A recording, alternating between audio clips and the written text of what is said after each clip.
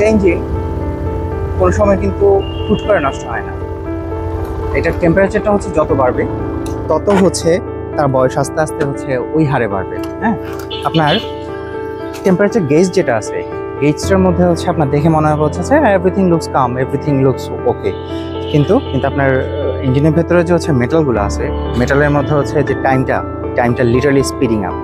আপনি স্টিল অবস্থায় বসে আছেন, কিন্তু আপনার যে ইঞ্জিনটা যেটা আছে, ইঞ্জিনের কম্পোনেন্টগুলো আছে, এদের বয়স হচ্ছে এক্সপোনেনশিয়াল হারে হচ্ছে বেড়ে যাইতেছে। এই ভিডিওতে হচ্ছে যে জিনিসগুলো নিয়ে কথা বলবো, আই ক্যান চ্যালেঞ্জ অনেক রাইডাররা হচ্ছে এগুলো নিয়ে আপনারা জানেন।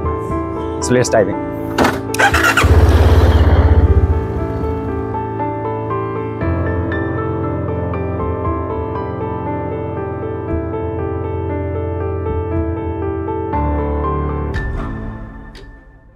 মূল আলোচনায় যাওয়ার আগে আমরা আমাদের স্টেজটা ঠিক করি যে আজকের আলোচনাটা কেন জরুরি।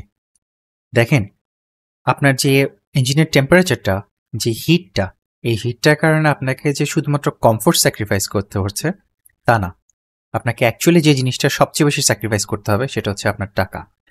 আপনার ইঞ্জিনকে যত টেম্পারেচারের দিকে উপরের দিকে রাখবেন, প্রত্যেকটা ডিগ্রি অ্যাড করার জন্য আপনার তিনটা জিনিসের উপর হচ্ছে চাপটা পড়বে। একটা হচ্ছে আপনার ইঞ্জিন অয়েল, একটা হচ্ছে আপনার ইঞ্জিনের মধ্যে যতগুলা মেটাল কম্পোনেন্ট আছে সেগুলা, আর লাস্টলি এই কম্পোনেন্টগুলোর বয়স। বাট সমস্যাটা এখানে না, অ্যাকচুয়ালি সমস্যাটা হচ্ছে এই গল্পের মধ্যে একটা টুইস্ট আছে। এই যে ড্যামেজগুলো না, এই ড্যামেজগুলো গ্র্যাজুয়ালি, মানে একটু একটু করে বাড়ে না, এটা হচ্ছে লিটারালি এক্সপোনেনশিয়াল হারে বাড়ে। একটা ইঞ্জিনের টেম্পারেচারের যে বাড়ার হারটা আপনি স্টার্ট দেওয়ার পরে বাইকটাকে, সেটা হচ্ছে উপরে যে সূত্রটা দেখতেছেন এটাকে ফলো করে। এটাকে গ্রাফ আকারে যদি প্রকাশ করি, নিচে দেখেন আমি এক্স অ্যাক্সিসের টাইম, ওয়াই অ্যাক্সিসে টেম্পারেচার হচ্ছে প্লট করতেছি। তো প্রথমে ইনিশিয়াল যে রাইজটা, উপরের দিকে যে রাইজটা টেম্পারেচার যে উঠলো, সেটা খুব দ্রুত বাড়বে, মানে আপনার ডেল্টা টিটা হচ্ছে বড় থাকবে। একটা পর্যায়ে গিয়ে মোটামুটি 90, 95, 100, অর্থাৎ ইঞ্জিনে যে প্রপার অপারেটিং টেম্পারেচার, ওখানে পৌঁছানোর পরে এটা স্ট্যাবিলাইজড হয়ে যাবে। এটার পরে এটা বাড়ার হারটা হচ্ছে আর হবে না, মানে ইঞ্জিনটা যতটুকু হিট ভেতর থেকে প্রডিউস করতেছে এবং যতটুকু সে হচ্ছে এনভায়রনমেন্টে ছেড়ে দিচ্ছে, দুইটা অনেকটা ইকুইলিব্রিয়ামে পৌঁছায় যায়। দেখে অনেকটা সেফ মনে হচ্ছে, তাই না? মোটেই না। যেখানে টেম্পারেচার হচ্ছে একটা হাই পয়েন্টে গিয়ে হচ্ছে স্ট্যাবিলাইজড হইতেছে, ওই সেম হাই পয়েন্টে থেকে কিন্তু আপনার যে কম্পোনেন্টগুলো আছে, ইঞ্জিনে ইন্টারনাল কম্পোনেন্ট, এক্সটার্নাল কম্পোনেন্ট, এগুলো যা কিছু আছে, এগুলো হাই টেম্পারেচারের কারণে তাদের যে নষ্ট হওয়ার হার, এটা উল্টা বাইরে যেতেছে। এই এক্সাক্ট এই জিনিসটাকে থার্মোডাইনামিক্স আর ম্যাটেরিয়াল সায়েন্সের একটা কোর কনসেপ্ট, আরোনিয়াস ইকুয়েশন বলে এটাকে, এটা দিয়ে হচ্ছে ব্যাখ্যা করা হয়। এইটাই হচ্ছে সেই আরোনিয়াস ইকুয়েশন। এই সূত্রটা যে ভদ্রলোক আবিষ্কার, ওনার নামই হচ্ছে স্ভান্তে অগাস্ট আরোনিয়াস। উনি 1903 সালে নোবেল প্রাইজ পাইছিলেন যে কাজের জন্য, ওই কাজটা থেকে ডিরেক্টলি ডিরাইভড এই ইকুয়েশনটা। আপনারা আমার জিক্সার 250-র কুলিং সিস্টেম নিয়ে যে ভিডিওটা বানাইছিলাম, ওটা যারা দেখছেন তারা প্রবাবলি এখন যে আলোচনাগুলো করব সেটা বুঝতে পারবেন। আপনারা যদি না দেখে থাকেন, আই হাইলি রেকমেন্ড ওই ভিডিওটা দেখেন। ভিডিওর টাইটেলে যদিও জিক্সার 250-টা দেওয়া, কিন্তু ওই ভিডিওটা হচ্ছে applicable for every single bike and every single cooling system. তো এই আরোনিয়াসের ইকুয়েশনটা আমাদেরকে খুব ডিপ্রেসিং একটা তথ্য দিচ্ছে। আপনার ইঞ্জিন অয়েলের জন্য প্রত্যেকটা 10 ডিগ্রি হচ্ছে আপনি যদি টেম্পারেচার বাড়ান, এটার যে লাইফ স্প্যানটা, এর যে বয়সটা, এটা হচ্ছে হাফ হয়ে যাবে। তা এখন ধরেন কথার কথা, আমার যে কোনো একটা তেল নিলাম, সেটার অপটিমাল টেম্পারেচার দেওয়া আছে 120 ডিগ্রিজ, কেমন? এটাকে ডিজাইন করা হয়েছে হচ্ছে ওভার। তা এখন এটাকে যদি আপনি এর উপরে যদি উঠান, কেমন? এর উপর উঠাইলে এর বয়স কমতে থাকবে কিভাবে? এখন আমরা জাস্ট ফর অ্যান এক্সাম্পল আমরা ধরে নিচ্ছি যে 120 ডিগ্রিতে এটা যে ডিজাইনাররা এই তেলটার, তারা ল্যাব টেস্ট করে দেখছে যে এটার সার্ভিস লাইফ থাকবে হচ্ছে 4000 কিলোমিটার। ওই পর্যন্ত হচ্ছে আপনার ইঞ্জিনটাকে সে প্রোটেকশন দিবে, এরপরে গিয়ে সে আর দিতে পারবে না। আপনি যখন এই তেলটাকে যদি 130 ডিগ্রিতে উঠান কনস্ট্যান্টলি, তার বয়স কমে 2000 কিলোমিটার চলে আসতেছে, কেমন? তাকে যখন 140 ডিগ্রিতে উঠাইতেছেন, তার বয়সটা আরও কমে 1000 কিলোমিটার চলে আসতেছে। আপনি যখন 150 ডিগ্রিতে উঠাচ্ছেন, তখন সেটার বয়স কমে 500 কিলোমিটার চলে আসবে। বেসিক্যালি এটা সার্ভিস লাইফটা প্রত্যেকটা 10 ডিগ্রি ডিফারেন্সের জন্য অর্ধেক করে কমতেছে। এখন এটা কেন হয়? এটা হয় হচ্ছে অক্সিডেশনের কারণে। আপনি যতই হিট বাড়াবেন, অয়েল আর হচ্ছে অক্সিজেন এই দুইটার মধ্যে যে রিয়াকশনটা, এটা আস্তে আস্তে বেড়ে যায়। তো যে কারণে হচ্ছে আপনার যে বেসের যে স্টক অয়েলটা যেটা আছে আর এটা যে অ্যাডিটিভসগুলো আছে এগুলো সবগুলো নষ্ট হয়ে যায়। এরপরে এই কারণে তেলটা একসময় গিয়ে দেখবেন যে হচ্ছে থিক হয়ে আসছে, মানে চিটচিটে হয়ে আসছে, ভার্নিশ হবে, প্লাস হচ্ছে এটা যে ভিসকোসিটিটা বেড়ে যাবে। এটা আগের মতো করে হচ্ছে ফ্রি ফ্লো করতে পারবে না সুন্দর করে, যে সে পুরো ইঞ্জিনে হচ্ছে ঘুরে ঘুরে ঘুরে ঘুরে এটা প্রত্যেকটা কম্পোনেন্টকে যে প্রোটেকশনটা দিচ্ছে সেটা সে দিতে পারবে না। আর প্লাস হচ্ছে আপনার যে প্রোটেক্টিভ এলিমেন্টগুলো আছে, যে অ্যাডিটিভসগুলো হচ্ছে তেলের মধ্যে থাকে, ইঞ্জিন অয়েলের মধ্যে থাকে, আমি আগেও বলছি আপনাদেরকে যে ডিটারজেন্ট, ডিসপারজেন্ট, হ্যাঁ, অ্যান্টিওয়ার এজেন্টস, এগুলো অনেক কিছু হচ্ছে তেলের মধ্যে থাকে। এই জিনিসগুলা বিশেষ করে যেগুলো সিনথেটিক অয়েল, ওখানে ওখানে খুব সুন্দর করে ডিজাইন করে এই জিনিসগুলো আপনার ইঞ্জিনকে প্রোটেক্ট করার জন্য। এগুলো কিন্তু কনজিউমড হয়ে যায়। আপনি টেম্পারেচার যত বাড়াবেন এগুলো কনজিউমড হয়ে আপনার ইঞ্জিনকে প্রোটেকশন দিচ্ছে, কিন্তু বিনিময়ে তারা নিজেদেরকে ধ্বংস করে দিচ্ছে। এখন টেম্পারেচার আপনি যত বাড়াবেন এদের এই যে ধ্বংসটা, এটা হচ্ছে খুব দ্রুত হবে, দ্রুত হয়ে আপনার ইঞ্জিনটা হচ্ছে আরও আগে আনপ্রোটেক্টেড হয়ে যাবে। তবে এখানে কিছু ব্যতিক্রম আছে। ব্যতিক্রমটা হচ্ছে সব তেল কিন্তু সেম রুল ফলো করে না। হ্যাঁ, যেমন আপনার সিনথেটিক অয়েল যেগুলো, ওগুলো এমনভাবে ইঞ্জিনিয়ার করা হয় যাতে করে হচ্ছে আপনার কনভেনশনাল যে মিনারেল অয়েল আছে এর থেকে বেশি টেম্পারেচার গেলেও ওদের থার্মাল ব্রেকডাউনটা যাতে না হয়। আর আরেকটা হচ্ছে অয়েল গ্রেডেরও একটা ব্যাপার আছে, সেটা হচ্ছে যেগুলার হচ্ছে যে তেলগুলার HTHS মানে হাই টেম্পারেচার হাই শিয়ার, এই ভিসকোসিটিটা হচ্ছে বেশি, তারা হচ্ছে এক্সট্রিম হিটেও গিয়ে তারা একটা প্রোটেক্টিভ ফিল্ম রাখতে পারে আপনার কম্পোনেন্টগুলোর মাঝখানে। আমি এর আগেও কাওয়াসাকির ইঞ্জিনের প্রবলেম নিয়ে একটা ভিডিও বানাইছিলাম, ক্র্যাঙ্কশ্যাফটের প্রবলেম নিয়ে। সেখানে হচ্ছে আপনাদেরকে বলছিলাম যে এই ফিল্মটা হচ্ছে কি কাজ করে।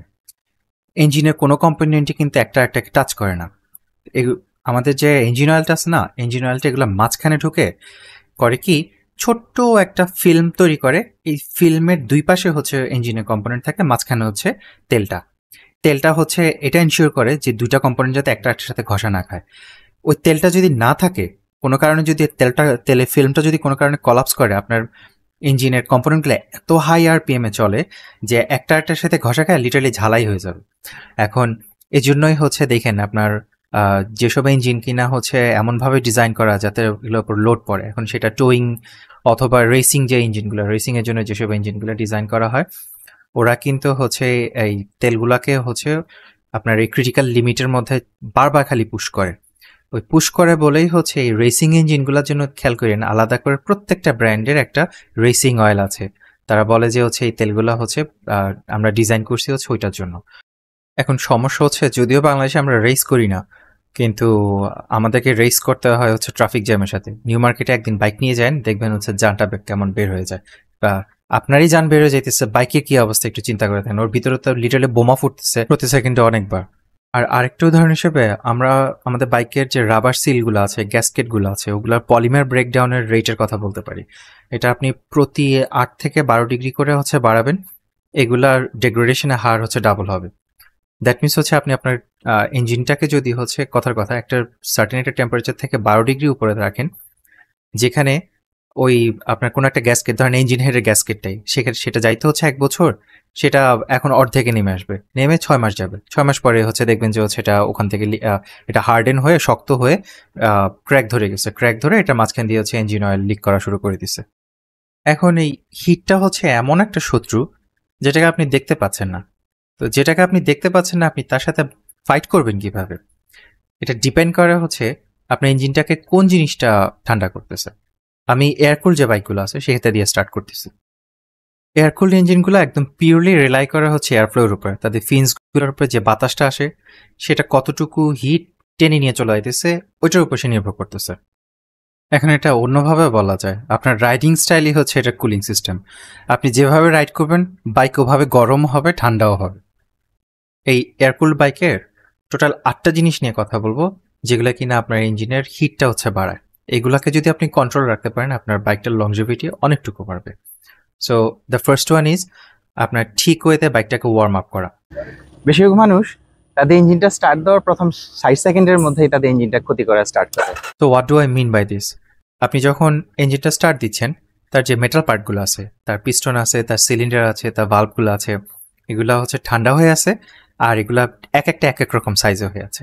কারণ একটা জিনিস চিন্তা করে দেখেন, এগুলো যে এগুলো তো মেটাল দিয়ে তৈরি, তাই না? তো এক একটা মেটাল, সেটা অ্যালুমিনিয়াম হোক সেটা স্টিল হোক, এক একটা মেটালের এক এক রকম হচ্ছে ভাবে এক্সপ্যান্ড হয় হিটে। অ্যালুমিনিয়াম হচ্ছে সে যখন গরম হয় একভাবে এক্সপ্যান্ড করতেছে, আপনার আয়রন হচ্ছে আরেকভাবে এক্সপ্যান্ড করতেছে। তো এক এক ধরনের মেটাল এক এক রকমভাবে এক্সপ্যান্ড হয়। হ্যাঁ, আপনার ইয়েটার ইঞ্জিনটার কথা চিন্তা করেন, কম্বাসন চেম্বারটার কথা চিন্তা করেন। আপনার যে সিলিন্ডার যেটা আছে, সিলিন্ডারের ভেতরে হচ্ছে পিস্টনটা। এই পিস্টনটা ঠান্ডা থাকা অবস্থায় এটা হচ্ছে যে টলারেন্সটা অনেক অনেক বড় থাকে। সে যখন আস্তে গরম হয় সে হচ্ছে টলারেন্স একটু একটু একটু ফ্যাট হবে, সে ফ্যাট হয়ে সে প্রপারলি টাইট একটা সিল হচ্ছে ক্রিয়েট করবে সিলিন্ডার ওয়ালের সাথে। এই জিনিসটা কিন্তু ঠান্ডা অবস্থায় হয় না। এজন্যই কখনো ইঞ্জিন স্টার্ট দিয়েই হচ্ছে ধূপধাপ টানাটানি করা উচিত না। এটা রেদার যেটা করতে হবে আপনাকে সেটা হচ্ছে প্রথমে ইঞ্জিনটা স্টার্ট দিয়ে জাস্ট 30 সেকেন্ড সময় দেন। 20-30 সেকেন্ড সময় দিলে মোর দ্যান ইনাফ মডার্ন ইঞ্জিনগুলোতে। এটা তেলটা হচ্ছে সুন্দর করে সার্কুলেট হওয়া শুরু করে মোটামুটি বেশিরভাগ পার্টি ততক্ষণে হচ্ছে আপনার কোটেড হয়ে গেছে। বাট তেলটা কিন্তু তখনও হচ্ছে অপটিমাল টেম্পারেচারে পৌঁছায়নি। প্রেশারটা বিল্ড আপ হয়েছে তেলের, বাট অপটিমাল টেম্পারেচার এখনও আসেনি। ভেতরের জিনিসগুলো কিন্তু সব এখনো ঠান্ডা হয়ে আছে। এখন আপনি আইডলও যদি ফেলে রাখেন, অনেকক্ষণ লাগবে আপনার একটা প্রপার একটা টেম্পারেচারে ইঞ্জিনটাকে যাওয়ার জন্য। এর থেকে রেদার বেটার হচ্ছে আপনি একটা ছোট জেন্টাল একটা রাইড দিয়ে স্টার্ট করেন 5-10 মিনিট। এই 5-10 মিনিটে আপনি ততক্ষণে কিন্তু আপনার টায়ারও গরম হচ্ছে। আপনি ঠান্ডা টায়ার কিন্তু গ্রিপ কম থাকে। ওই আপনি টায়ারগুলোকে গরম করতে করতে আপনি ইঞ্জিন ততক্ষণে দেখবেন যে হচ্ছে তার অপারেটিং টেম্পারেচার হচ্ছে চলে গেছে। তো আর প্লাস হচ্ছে আপনি এই যে লাইট লোড ফেলতেছেন না, শুরুতে জেন্টাল রাইড করতেছেন, এই লাইট লোডের মধ্যে ইঞ্জিন হচ্ছে খুব দ্রুত গরম হয়। আপনি যদি ওই আইডল অবস্থায় ফেলে রাখেন ইঞ্জিন অত দ্রুত গরম হবে না। তো এরপরে প্রপার টেম্পারেচার যে একবার যখন ইঞ্জিনটা পৌঁছে গেছে, তখন আপনি এবার এটার উপর যত প্রেশারে ফেলেন না কেন, ওগুলোর জন্য তাকে ডিজাইন করা হয়েছে, তার আর কোনো ক্ষতি হবে না। সেকেন্ড জিনিসটা হচ্ছে আপনি যখন একটা ট্রাফিক সিগন্যালে আসবেন অথবা দেখবেন যে হচ্ছে ট্রাফিক জ্যাম লেগে আছে, বাইকটা হচ্ছে বন্ধ করে দেন। আমি এবার স্টপ করলাম, কেমন স্টপ করলাম, এই যে রিস্টার্টটা দিলাম না, এই রিস্টার্টে এরকম করে হচ্ছে স্টপ অ্যান্ড গো ট্রাফিক আমি যদি বারবার এটা করি, হ্যাঁ হয়তো কথার কথা আপনার 20-30 কিলোমিটার যে একটা স্প্যান অফ রোডের মধ্যে হয়তো আমি দেখা যাচ্ছে যে 100 মিলিলিটার তেল হয়তো বেশি বার্ন করতেছি, কিন্তু এটার বিনিময়ে আমার ইঞ্জিনের ক্ষতির যে পরিমাণটা হচ্ছে আমাকে হজম করে নিতে হতেছে, এটা লেটার ডাউন দ্য লাইন আপনার যে রিপেয়ার কস্টটা আসবে, রিপেয়ার কস্ট হচ্ছে আপনার তেলের খরচ থেকে অনেক বেশি হবে। So it's not worth it. এটা কেন বললাম জানেন? এটা কারণ হচ্ছে একটা এয়ারকুল বাইক যেটা কিনা আইডল অবস্থা আছে, সে কিন্তু কোনো হিট ফালাইতে পারতেছে না, কারণ তার যে ফিন্সগুলো আছে ফিন্সগুলোর উপর কোনো এয়ার ফ্লোই নেই। তা আপনি লিটারালি এটাকে ভেতর থেকে আপনি রান্না করে ফেলতেছেন। তো আপনি প্রতি মিনিট যে আইডল করতেছেন, ওই প্রতি মিনিট আইডলের জন্য দেখবেন যে আপনার ইঞ্জিনের টেম্পারেচার 10 থেকে 15 ডিগ্রি বেড়ে যাইতেছে। তা আপনার এই ইঞ্জিনটা ওই আননেসেসারিলি ওই +10 ডিগ্রি জোনে যতক্ষণ পর্যন্ত থাকবে ততক্ষণ পর্যন্ত সে ডিগ্রেড হচ্ছে। আর যত বেশি সে ডিগ্রেড হবে, আপনার ইঞ্জিনকে প্রোটেক্ট করার মতো সে ক্ষমতাটা হচ্ছে এখন কমে গেছে। আরেকটা জিনিস হচ্ছে একটু রোল প্লে করি আমরা। হ্যাঁ, ধরেন আমি দেখতেছি ওই যে সামনে থেকে প্রচন্ড হচ্ছে জ্যাম, আমার হচ্ছে এখানে একটা এই পাশে একটা রোড আছে, এই যে রোডটা, আর আমি এই রোড দিয়ে যেতে পারি, এই দিক দিয়ে যেতে পারি। আমি করবো কি, এই রোডটা নিব, একটা D2 নিব। এখন আমি ভালো করেই জানি আমি যে D2টা নিতেছি, এই D2-এ আমার হচ্ছে আরো ধর 2 কিলোমিটার পথ হচ্ছে ঘুরে যাইতে হবে। নেন, কোনো সমস্যা নাই, এই সোজা হচ্ছে শর্টকাট, এদিক দিয়ে লং কাট। হ্যাঁ, আপনি লং কাটটাই নেন কেন? কারণ হচ্ছে আপনার ইঞ্জিনের উপরে যে বাতাসটা আসতেছে, এই বাতাসটা হচ্ছে তাকে খুব সুন্দর করে হচ্ছে ঠান্ডা রাখবে। আপনার কনভিক্টিক যে কুলিংটা আছে, এটা হচ্ছে সব সময় বাতাসের যে স্পিডটা আছে না, ওই স্পিডের সাথে হচ্ছে প্রপোর্শনাল। এটা আপনি ল্যামিনার ফ্লো বলেন বা টার্বুলেন্ট ফ্লো বলেন, দুইটার ক্ষেত্রেই হচ্ছে মানে সেম কথা। ইঞ্জিনিয়াররা প্রবাবলি হচ্ছে আন্ডারস্ট্যান্ড করতে পারবেন আমি কিসের কথা বলতেছি। আপনি এয়ারফ্লো যদি ডাবল করেন, এটার যে আপনার যে কুলিং ক্যাপাসিটি, এটা রাফলি হচ্ছে ডাবল হয়ে যায়। তো ইভেন একটা এই যে আমি কততে যাচ্ছি এখন, 15-16 এরকম, তো এটাতে 5-6 না গিয়ে এই যে আমি যে 10-15তে যাচ্ছি, এই যে আমি ডাবল করে দিচ্ছি, এই সামান্য একটু বাতাসও হচ্ছে মানে শত শত ওয়াটের হিট আমার এই ইঞ্জিন থেকে হচ্ছে সরাই নিয়ে যাচ্ছে। আরেকটা টিপ হচ্ছে, আপনারা বাইক যখন হচ্ছে দেখবেন একটু ময়লা হয়ে গেছে, যদি হচ্ছে তার যে ফিন্স গুলো আছে, যদি কাদা কুদা যদি লাগে, ফিন্স গুলোর উপর কাদা লাগলে ওগুলো হচ্ছে ইনসুলেটরের মতো কাজ করে। আপনি যদি হচ্ছে ময়লা রেখে দেন আপনার ইঞ্জিনটাকে, তাহলে হচ্ছে সেই হিটটা সে ক্যারি করতে পারতেছে না। কারণ কি, উপরে তো ময়লা লেগে আছে, ওই ময়লাটা হচ্ছে তার যে হিটটা ট্র্যাপ করে রেখে দিছে, আবদ্ধ করে রেখে দিছে, তাকে হচ্ছে বের হইতে দিতেছে না, তাকে ছড়তে দিতেছে না। তো this is very very bad for you engine. So ওয়াশে হয়তো আপনার, হ্যাঁ ঠিক আছে, আপনি একটা ওয়াশ করতে গেলে 100 টাকা, 110, 120 টাকা হয়তো এক্সট্রা যাইতেছে, ইনটেক কস্ট, ওটা হজম করে নেন, ইঞ্জিনটাকে হচ্ছে স্ট্রেসে ফেলায় না। এই সামান্য কয়টা টাকা বাঁচানোর জন্য অনেকেই হচ্ছে এই বাইক হচ্ছে দিনের পর দিন আনওয়াশ অবস্থায় রেখে দেয়। এটা হচ্ছে ইঞ্জিনের ভিতরে এক্সট্রা হিট প্রডিউস করে ইঞ্জিনটাকে হচ্ছে নষ্ট করে। এবার আরেকটা জিনিসের কথা বলবো, এই যে একটা জিনিস খেয়াল করে দেখেন, আমি 1 নাম্বার গিয়ারে ছিলাম, এই 2 নাম্বার গিয়ারে গেলাম, এই যে যাচ্ছি, আপনার ইঞ্জিনের শব্দটা শুনতেছেন, কট করে সাউন্ড করতেছে, সে কিন্তু গোঙাচ্ছে, সে প্রতিবাদ করতেছে, আমি এমন কিছু একটা করতেছি যেটা সে পছন্দ করতেছে না। This is called lugging the engine. অনেকে হচ্ছে তেল বাঁচানোর জন্য এই কাজটা করে, কিন্তু এটা খুবই খুবই বাজে একটা জিনিস আমাদের ইঞ্জিনগুলোর জন্য। এটা কারণ হচ্ছে আপনি যখন ইঞ্জিনটা লাগ করবেন, এটা তখন সিলিন্ডারের ভেতরে প্রেশারটা বাড়ায় দিবে, আর প্লাস হচ্ছে ইঞ্জিনের নকিং যে টেন্ডেন্সিটা এটাও বাড়াবে। বেসিক্যালি হচ্ছে ইনএফিশিয়েন্ট কম্বাসন হচ্ছে।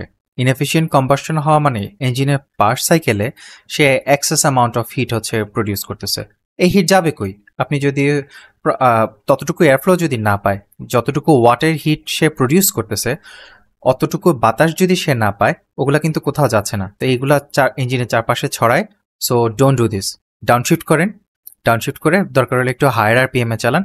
তবে ইঞ্জিন লাগ করলে একটা সমস্যায় যে হয় এরকম না, আপনার ইঞ্জিনের ভেতরকার যে কম্পোনেন্টগুলো এগুলোর মধ্যে অনেক ধরনের স্ট্রেস পড়ে এটার এই ইঞ্জিন লাগ করার কারণে। তবে আমার কাছে সবচেয়ে ওয়ার্স্ট যেটা মনে হয় সেটা হচ্ছে কার্বন বিল্ডআপ। কার্বন বিল্ডআপের কারণে ইঞ্জিনের যে পারফরমেন্স, এই পারফরমেন্স হচ্ছে কমে যায়, ইঞ্জিনের যে ওভারঅল এফিসিয়েন্সি সেটাও কমে যায়। খুবই বাজে একটা বিষয়টা। আচ্ছা, আরেকটা সিনারির কথা চিন্তা করেন, এই যে আমি সিটি কন্ডিশনে চালাইতেছি, আমি ভালো করেই জানি, হ্যাঁ, এই যে এখানে সামনে একটা সিগন্যাল, এরপরে সিগন্যালে গিয়ে আমাকে হয়তো দাঁড়াতে হতে পারে। তো মিথ্যে ডোন্ট ডু দিস। এটা কারণ হচ্ছে এটা ইঞ্জিনের উপরে এক্সট্রা প্রেশার ক্রিয়েট করে, ইঞ্জিনে হচ্ছে একটা এক্সট্রা হিট ক্রিয়েট করতেছে, যেই হিটটা আপনি হচ্ছে বের করতে পারবেন না। কারণটা কি? কারণ আপনি সামনে গিয়ে হচ্ছে ট্রাফিক জ্যাম আটকাইতেছেন, আটকাইলে সে আপনার ইঞ্জিনের উপরে বাতাস যাচ্ছে না, তো সেই হিটটা সে এসকেপ করার মতো সময় পাইতেছে না। তা আপনি হচ্ছে তাকে বেসিক্যালি একটা লোডে ফেলতেছেন, যে লোডটা আননেসেসারি, যে লোডটাকে আপনি কিছু করতে পারবেন না। আপনি হাইওয়েতে গিয়ে সেটা করেন, কারণ সেখানে হচ্ছে এনাফ এয়ার আছে যেটা আপনার বাইকের উপর দিয়ে যাবে, ওই হিটটাকে হচ্ছে ক্যারি করে নিয়ে যাবে। কিন্তু এখানে সেটা নাই, সিটি কন্ডিশনের মধ্যে সেটা নাই। তো মিথ্যে হচ্ছে কারো শো অফ করার জন্য এটা আমার করার দরকার নেই। এটা করলে হচ্ছে আমার ইঞ্জিনটা মিথ্যে হচ্ছে এটার উপর এটা ক্ষতি হয়। So don't do this. Okay, এবার আরেকটা জিনিস নিয়ে হচ্ছে কথা বলবো, এটা হচ্ছে টায়ার প্রেশার হচ্ছে মেনটেন করা। এটা অনেক রাইডারই হচ্ছে এই জিনিসটা হচ্ছে ইগনোর করে, যে আমার কারেক্ট টায়ার প্রেশারটা হচ্ছে মেনটেন করা। আপনি যদি কারেক্ট টায়ার প্রেশার যদি মেনটেন না করেন, খেয়াল করে দেখেন, সেটা হচ্ছে আপনার টায়ারটা হচ্ছে রাস্তার সাথে বসে সে একটু আরেকটু তার যে দুই পাশে হচ্ছে চেপে যাবে। চেপে যাওয়া মানে কি? তার হচ্ছে রাস্তার সাথে যতটুকু রাবার কানেক্ট হয়ে আছে এটা বেড়ে গেল, অর্থাৎ সার্ফেস এরিয়াটা হচ্ছে বেড়ে যাচ্ছে। সার্ফেস এরিয়া হচ্ছে যত বাড়বে, আপনার বাইকের রোলিং রেজিস্ট্যান্স হচ্ছে তত বাড়বে। এই রোলিং রেজিস্ট্যান্সে যত বাড়বে, ইঞ্জিনটাকে হচ্ছে তত হার্ডওয়ার্ক করতে হবে, এটারে হচ্ছে বাইকটাকে ঠেলে সামনের দিকে নিয়ে যাওয়া। এটা মানেটা কি? হচ্ছে যত হার্ডওয়ার্ক করতেছে আপনার এক্সেস হিট হচ্ছে প্রডিউস করতেছে। এবার আসুন হচ্ছে ফিউলের কোয়ালিটি নিয়ে। আপনি যদি বাজে ফিউল যদি ইউজ করেন, সেটা কারণে হচ্ছে আপনার ডেটোনেশন হবে, নকিং হবে, প্রি ইগনিশন হবে, হ্যাঁ, যেগুলা কিনা হচ্ছে ইঞ্জিনের ভেতরে যে হচ্ছে কম্বাসশনের যে টেম্পারেচারটা, এটা রাতারাতি ভাবে হচ্ছে এটা বাড়ায় দেয়। কেমন? আপনি আপনার যে ট্রাস্টেড যে ফিউল স্টেশনগুলো আছে, যে স্টেশনগুলো আপনি জানেন যে হচ্ছে লো রনের যে ফিউলটা সেটা তারা বেচে না, ওগুলা থেকে হচ্ছে তেলটা হচ্ছে নেওয়ার চেষ্টা করবেন। আচ্ছা, বাই দ্য ওয়ে, আপনার যদি লিকুইড কুল বাইক থাকে, সেটা কি হচ্ছে এই সমস্যাগুলো সমাধান করে দেয় অটোমেটিক্যালি? দেখেন, অয়েল কুলিং বা লিকুইড কুলিং এগুলো definitely far superior than air cooling. কারণ হচ্ছে এরা হিটটা মাচ বেটার অবজার্ভ করে, আর এদের রেডিয়েটর থাকে, ফ্যান থাকে, হিটটাকে যাতে ডিসিপেট করা যায়। তো তারা জাস্ট হিটটা বেটার হ্যান্ডেল করতেছে, কিন্তু এরা এই সিস্টেমটা ইনভিনসিবল না। সো এয়ার কুল বাইকের ক্ষেত্রে যা বলছি সব কিছু এখানে অ্যাপ্লাইজ, জাস্ট একটা ডিফারেন্স আছে, এটা নিয়ে আমি এখন কথা বলতেছি। একটা হার্ড রাইডের পরে এই যে আমি আমার রেডিয়েটরের যে ফ্যানটা আছে না, আমি এখান থেকে শুনতে পাইতেছি সে চলে আসে, মানে হচ্ছে সে এমন একটা টেম্পারেচারে গেছে যখন তার হচ্ছে ঠান্ডা দরকার। তো ধরেন আমরা একটা প্রিটেন্ড করি যে আমার এখানে হচ্ছে গিয়ে এই বরাবর হচ্ছে গিয়ে আমার মানে ট্রাফিক, আমি এখানে থামলাম, থামার পরে আমি হচ্ছে ইনস্ট্যান্ট হচ্ছে আমি আমার ইঞ্জিনটা বন্ধ করবো না। কারণটা কি? আমি যদি ইঞ্জিনটা বন্ধ করে দিই, সাথে সাথে হচ্ছে আমার যে হচ্ছে ফ্যানটা আছে, ফ্যানটা বন্ধ হয়ে যাবে। এখন এই বন্ধ হয়ে গেলে এটা সমস্যাটা এখানে কোন জায়গাটাতে? সমস্যাটা হচ্ছে আপনাদেরকে এই টার্মটা হচ্ছে এর আগে একবার বলছিলাম কিনা আমার ঠিক মনে পড়তেছে না একটা ভিডিওতে, সেটা হচ্ছে হিট সোকিং। অর্থাৎ আপনার ইঞ্জিনের ভেতরে হিটটা হচ্ছে ট্র্যাপ হয়ে গেছে, তখন এটা তো কোথাও যাওয়া জায়গা নেই, তখন এটা পুরোটা ইঞ্জিনের মধ্যে রেডিয়েট করা শুরু করবে। আপনি এই যে স্টার্ট বন্ধ করে দিয়ে বসে গেলেন না, বসার সাথে সাথে দেখবেন যে হচ্ছে আপনার আপনাদের ইঞ্জিনের আপনার ইয়েটাতে গ্যাসে যদি টেম্পারেচার চেক করার যদি সিস্টেম থাকে, দেখবেন হচ্ছে যে প্রায় 10-15 ডিগ্রি মতো হচ্ছে টেম্পারেচার ইনস্ট্যান্টলি হচ্ছে বেড়ে যায়। জাস্ট হাফ মিনিট 1 মিনিটের মতো বসে থাকলে দেখবেন যে হিট সোক হয়ে আপনার টেম্পারেচারটা অনেকটুকু বেড়ে গেছে। তো তাহলে আমার কী করতে হবে? আমাকে বেসিক্যালি যেটা করতে হবে সেটা হচ্ছে, থামলাম তো, থেমে হচ্ছে আমার ফ্যানটা হচ্ছে স্টিল চলতেছে, তাকে চলতে দেন, তাকে তার সাইকেলটা শেষ করতে দেন, করে সে যখন ফ্যানটা যখন অফ হয়ে যাবে, সে বেসিক্যালি আপনার ইঞ্জিনের টেম্পারেচারটা কমায় একটা প্রপার টেম্পারেচারে নিয়ে আসছে, তারপর গিয়ে আপনি অফ করেন। তার আগে হচ্ছে তাকে ঠান্ডাটা স্টিল করতে দেন। আমি জানি most of the advice are quite basic, কিন্তু সমস্যাটা হচ্ছে পিছনের যে ইনসাইটটা, ফিজিক্সের ইনসাইটটা না থাকাতে অনেকে মনে করে কি যে এগুলো কতটুকু বা এফেক্ট করবে, তেমন একটা গুরুত্বপূর্ণ না। কিন্তু এটাগুলোর পিছনে অ্যাকচুয়াল নাম্বারসগুলো যদি মানুষ জানে, অ্যাকচুয়াল সায়েন্সটা যখন শুনে, তখন দেখা যায় যে চিন্তা করে যে ও আচ্ছা, নাম্বারস তো আর মিথ্যা কথা বলতে পারে না। তো let me no down in the comments যে কোন কোন টিপস এখান থেকে আপনার উপকারে আসতেছে। আর আমি সব কিছু কভার করার চেষ্টা করছি, তাও হয়তো দু একটা জিনিস আমার মাথা থেকে ছুটে যাইতে পারে। তো কারো যদি কিছু অ্যাড করার থাকে, feel free to add. So that's it for today. এই ভিডিওটা যদি আপনাদের হেল্প করে থাকে, একটা লাইক মেরে দিন এটার মধ্যে। অ্যান্ড আপনারা যারা সাবস্ক্রাইব করেন নাই, ফিউচার ভিডিওগুলো যদি দেখার জন্য আপনার ইন্টারেস্টেড থাকেন, ইনশাআল্লাহ একটা সাবস্ক্রাইব করে দিন। This is Kamrul Hasan from Excel Dynamics. See you in the next video.